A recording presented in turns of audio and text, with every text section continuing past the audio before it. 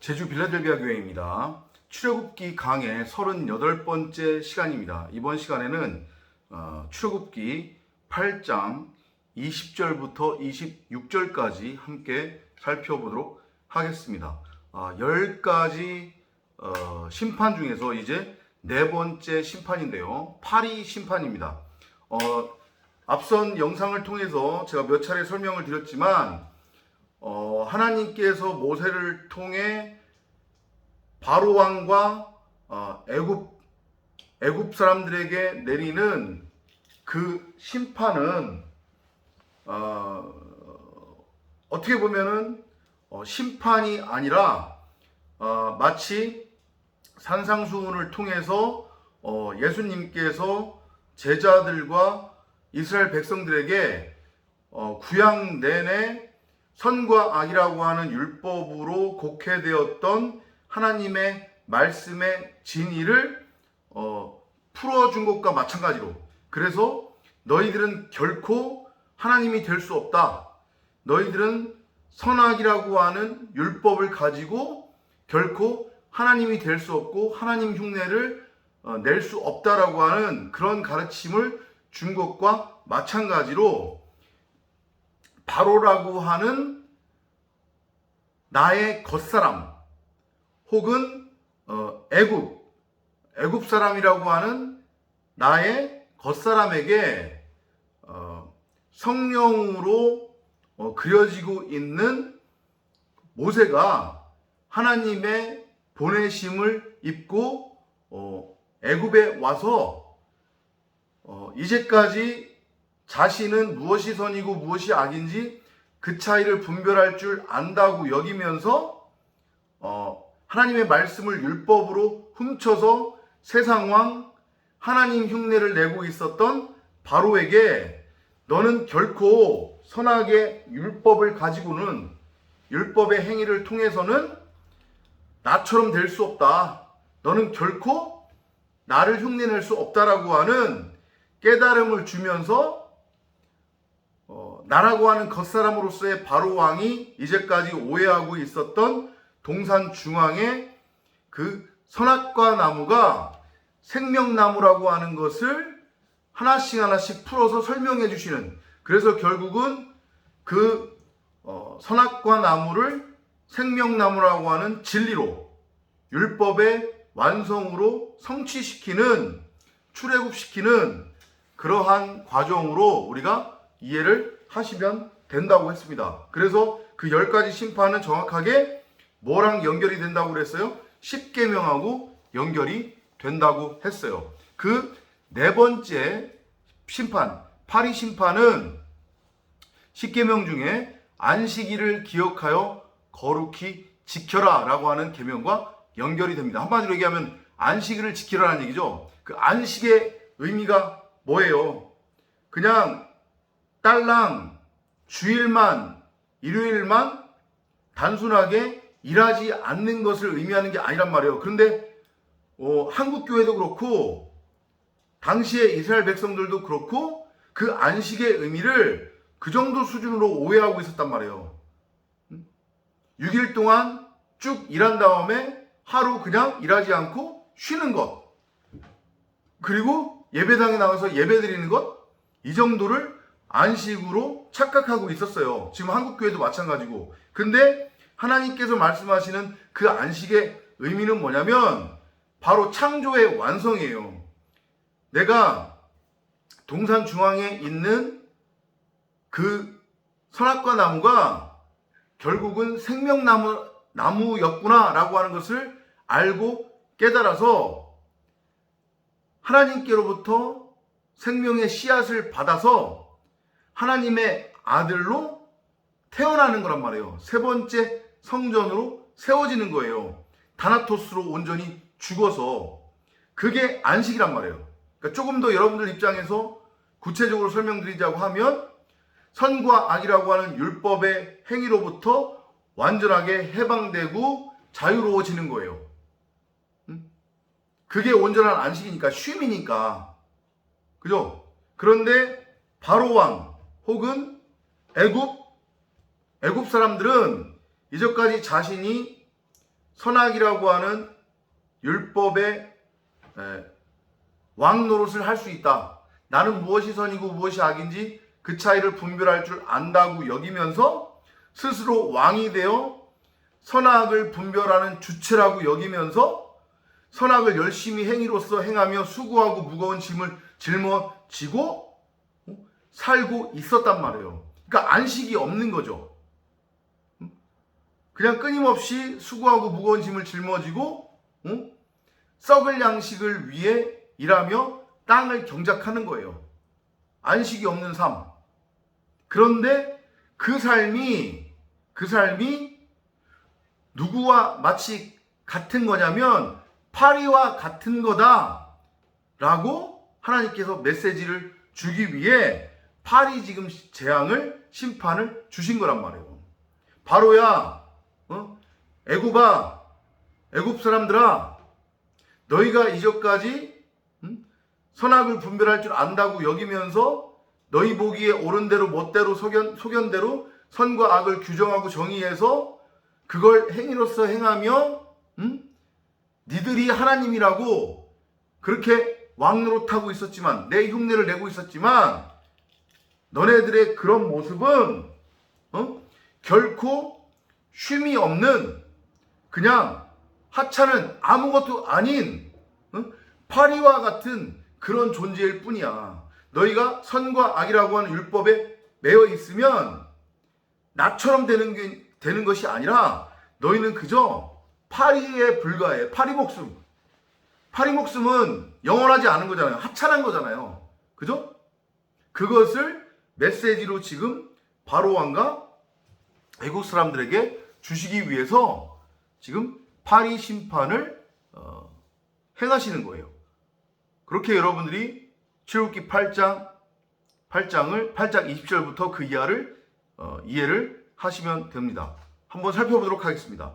The Lord said to Moses, 여호와께서 모세에게 이르시되 early tomorrow morning, 내일 아침에 일찍 while the king is on his way to the river, 바로가 물가로 나올 텐데 물가에 나와서 걷고 있을 때에 go and say to him, 그에게 가서 전해라.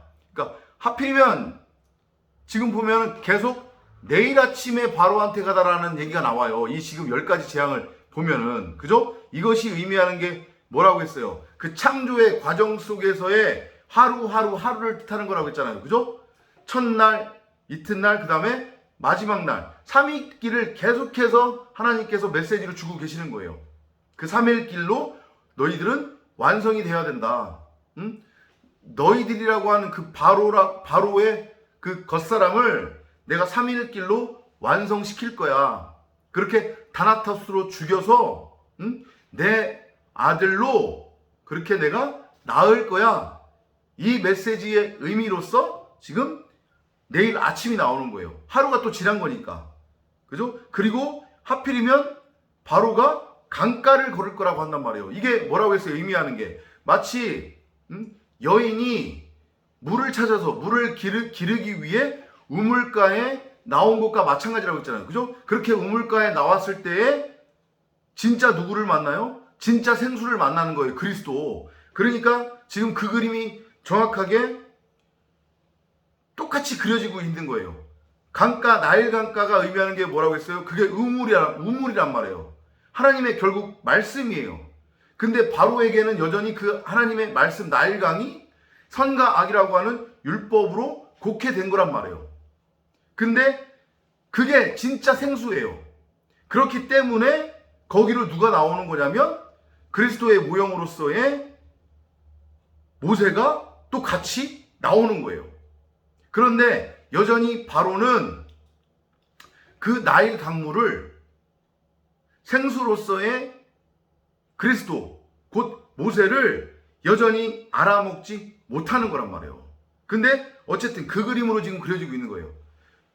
바로는 여전히 목마름과 배고픔에 빠져 있어요. 그래서 끊임없이 무언가를 구하고 찾고 두드리고 있단 말이에요. 지금 목마름과 배고픔에 빠져 있는 상태이기 때문에 그 자신의 목마름과 배고픔을 채우기 위한 어떤 것을 지금 끊임없이 찾고 있는 거란 말이에요. 근데 그게 자신 앞에 있다는 것을 아직은 인지하고 깨닫지 못하는 거예요. 그 그림을 지금 보여주고 있는 거란 말이에요. 뭐라고 전하느냐? The Lord commands you to let his people go so they can worship him. 여호와께서 이같이 말씀하시기를 내 백성을 보내라. 그러면 그들이 나를 섬길 것이니라. 라고 바로한테 가서 전하라는 얘기예요. 그러니까 결국은 하나님의 복음은 그거예요. 내 백성을 보내라. 그러면 그들이 나를 섬길 것이다. 이게 결국은 출애굽이잖아요. 그죠? 바로로서의 나라고 하는 겉사람이 완전하게 온전하게 출애굽이 돼야 되는 거예요. 그래야 3일 길로 갈 수 있어요. 3일 길을 들어서서 완전하게 무덤에 장사되어 다나토스로 죽어야 비로소 하나님의 아들 그리스도로 태어나서 이제 진정 하나님을 경배하고 예배할 수 있는 상태가 되는 거란 말이에요. 왜냐하면 그 자체가 진리이니까. 하나님의 아들 그리스도로 태어나면 결국 그 안에 하나님의 말씀, 진리를 갖게 되는 거니까 바로 그 상태가 하늘이 되는 거고 하나님의 나라가 되는 거란 말이에요. 성전이 되는 거란 말이에요. 그러니까 그게 바로 바울이 얘기하는, 주님께서 얘기하는 영과 진리로 예배할 때 산 제물로서 드려지는 예배의 상태가 될 수 있는 거란 말이에요. 그 말씀을 지금 하시는 거예요. 바로야, 지금 너는 결코 내가 될 수 없다니까. 너는 내가 아니야. 너는 기껏해야 팔이라니까 이놈아. 그것을 좀 알아먹어라. 이 메시지를 주시는 거예요. If you don't, 만일 너가 내 백성을 보내지 않으면 He will send swans of fire to attack you. 그렇죠. 만일 당신이 여호와의 말씀을 듣지 않고 이스라엘 백성들을 광야 3일 길로 내보내지 않으면 파리떼가 당신을 공격하게 될 겁니다. 여호와께서 파리떼를 보내실 겁니다. 그래서 your officers and every citizens of your country houses will be full of flies and the ground will crawl with them. 당신과 당신의 신하와 당신의 백성과 당신 집들의 파리떼를 여호와께서 보내실 것이고 애굽 사람의 집집마다 파리떼가 가득할 것이며 그리고 그 애굽의 백성들이 사는 땅에도 파리가 가득할 것입니다. 가서 그렇게 전하라는 거예요. 그리고 그 파리가 의미하는 게 뭐라고 했어요? 바로야, 네가 지금 왕노릇 하고 있는데 네가 아무리 왕노릇 한들 너는 그저 그렇게 파리떼, 파리에 불과한 존재야. 파리 혹은 파리떼의 히브리어 의미는 어떤 뜻을 갖고 있냐면 이게 혼합하다, 섞다라는 뜻이 있단 말이에요. 그러니까 그건 결국 뭐겠어요? 하나님의 말씀이 사람의 생각으로 주죽박죽 섞인 거잖아요. 술이 된 거잖아요. 그죠? 하나님의 말씀이 선과 악이라고 하는 율법으로 곡해된 거예요. 그 파리의 상태가 결국은 애굽 사람 혹은 애굽 바로왕의 상태다라고 하는 것을 보이시겠다는 거예요. 이해되시죠? 그렇게 파리 심판을 여러분들이 해석을 하시면 됩니다. The Lord's people in Gosen won't be bothered by flies. 그런데 여호와께서 여호와의 백성들, 곧 고센 땅에 있는 여호와의 백성들은 파리로 공격하지 않을 거래요. 고센 땅의 의미 제가 설명드렸죠.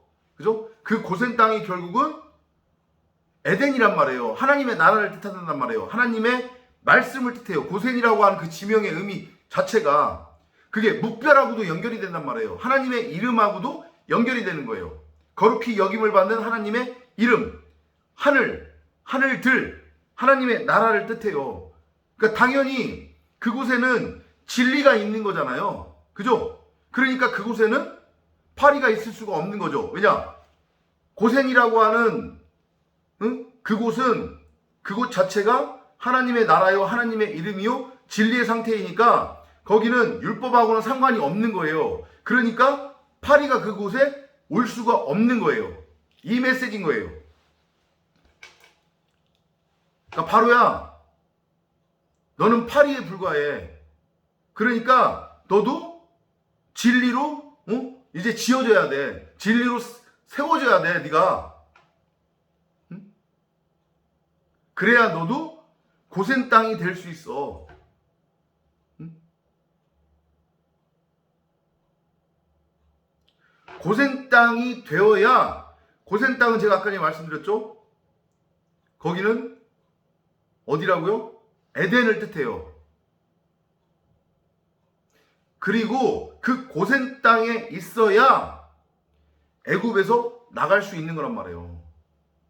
에덴에서 쫓겨난 아담과 하와의 그림이 뭐라고 했어요? 사실은 쫓겨난 게 아니라 그 에덴이라고 하는 애굽 고센에서 출애굽한 거란 말이에요. 하나님에 의해서. 뭐의 은혜로 말미암아? 어린 양의 피로 말미암아. 그래서 에덴을 나가는 아담과 하와에게 가죽옷이 입혀졌잖아요. 그 가죽옷이 의미하는 게 뭔데? 어린 양 그리스도 예수. 그리고 똑같잖아요. 애굽을 나갈 때에 고센 땅에 있었던 이스라엘 백성들도 유월절 어린 양의 피로 말미암아 애굽을 나갈 수 있었잖아요. 그 메시지가 함축되어 지금 있는 거란 말이에요. 잘 아셨죠? 그죠? 내 백성이 거주하는 고센 땅을 구별하여 그곳에는 파리가 없게 하리니 이로 말미암아 이 땅에서 내가 여호와인 줄 내가 알게 될 것이다. 그렇죠. 나는 나다. 여호와 하나님, 전능하신 그 하나님. 네가 이제까지 내 흉내를 내고 있었지만 바로야, 너는 결코 내가 될 수 없다니까. 너는 그저 파리에 불과한 존재야. 네가 나처럼 되겠다고 내 흉내를 내며 율법에 매여 있으면 너는 그저 파리에 불과해. 그럼 너는 영원히 이 애굽에서 죽어야 되는 거야. 죽은 상태로 있어야 되는 거다. 고센으로 들어가라. 너를 그 죄와 사망의 그 저주에서 스스로 네가 왕이라고, 하나님이라고, 여기는 그 저주에 네가 빠져 있는데 거기서 너를 건져낼 수 있는 것은 네 스스로가 아니라 바로 나야. 내가 너를 건져낼 거다. 이 메시지를 모세를 통해 바로에게 전하시고 있는 거란 말이에요. But your people in the rest of the country will be tormented by them. That's how you will know that the Lord is here in Egypt. This miracle will happen tomorrow. 그날에 나는 내 백성이 아까 전에 제가 설명드렸죠. 내가 내 백성과 너의 백성 사이를 구별하리니 내일 이 표징이 있으리라 하셨다 하라라고 가서 전하라는 거예요. 그 의미는 제가 앞에서 다 설명을 드렸습니다. The Lord kept his promise. The palace and the homes of the royal officials swarmed with flies, and the rest of the country was infested with them as well. Then the king sent for Moses and Aaron and told them, Go sacrifice to your God, but stay here in Egypt. That's impossible. Moses replied, Any sacrifices we offer to the Lord our God would disgust the Egyptians, and they would stone us to death. 그래서 결국은 그 일이 일어났어요. 다시 한번 바로 왕이 자기의 본 모습을 폭로당하는 거란 말이에요. 나는 파리에 불과하구나. 그죠? 그래서 이제 바로가 모세와 아론을 불러서 뭐라고 얘기하냐면 너희 하나님께 가서 제사를 드리라고 해요. 근데 어디서 제사를 드리라고 하냐면 애굽에서 제사를 드리래요. 근데 애굽에서는 절대 하나님을 제사 드릴 수 없단 말이에요. 그죠? 아담과 하와가 에덴 동산을 나간 이유도 같은 이유란 말이에요. 거기는 선과 악이라고 하는 율법 세상이기 때문에 율법 세상에서는 절대 하나님을 예배할 수 없어요. 율법과 하나님은 하나가 될 수 없단 말이에요. 율법에 대해 온전히 죽어야 된단 말이에요. 그런 의미로 지금 모세가 바로에게 말을 하는 거예요. 그리하면 부당하나이다. 우리가 우리 하나님 여호와께 제사를 드리는 것은 애굽 사람이 싫어하는 바인즉 우리가 만일 애굽 사람의 목전에서 제사를 드리면 그들이 그것을 미워하여 우리를 돌로 치지 아니하리이까. 그렇죠. 그러면 여전히 선악의 율법에 매이게 되는 거란 말이에요. 그 선악의 율법이라고 하는 돌을 가지고 스스로가 스스로를 또 정죄하게 되는 거예요. 용서가 절대 안 되는 거예요. 스스로가 용서를 할 수 없는 상태로 여전히 머물러 있는 거란 말이에요. 내가 죽은 자구나, 내가 팔이구나, 나는 결코 하나님처럼 될 수 없구나라고 하는 것을 알고 깨달아서 애굽을 나가야 비로소 하나님이 보이고 하나님을 예배할 수 있는 진리의 상태로 지어져 간단 말이에요. 애굽 땅에서는 여전히 겉사람으로 선악의 율법에 매여 있는 상태이기 때문에 하나님을 볼 수 없고 하나님을 예배할 수 없어요. 그것을 성령이 지금 나라고 하는 겉사람 바로에게 끊임없이 지금 가르치고 있는 그런 장면으로 이해를 하시면 되겠습니다. 10가지 심판의 의미, 10계명이라고 여러분들이 이해를 하시면 되고, 이것은 사실은 심판이 아니라 10가지 계명의 그 진리를 하나씩 하나씩 하나님께서 나라고 하는 바로 겉사람에게 지금 풀어서 설명해 주시고 계시는 거다, 이렇게 이해를 하면 되고요. 네 번째 심판 8위는 10계명 중에 안식일을 기억하여 거룩히 지켜라라고 하는 그것의 의미를 지금 설명해 주시는 걸로 이해를 하시면 되겠습니다. 다음 시간에 네 번째 심판, 8위 심판 계속해서 살펴보도록 하겠습니다. 다음 시간에 찾아뵙도록 하겠습니다.